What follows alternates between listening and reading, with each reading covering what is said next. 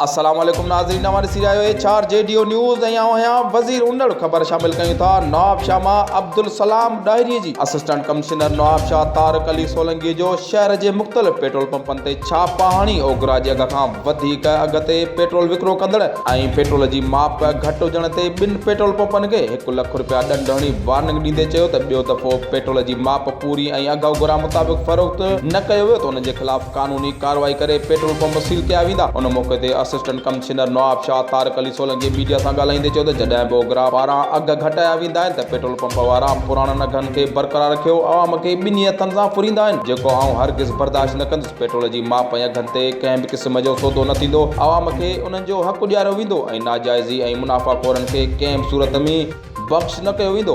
HRJDO news में फ़िलहालु एतिरो ई। वधीक ख़बरुनि ऐं अपडेट्स लाइ ॾिसंदा रहो HRJDO न्यूज़।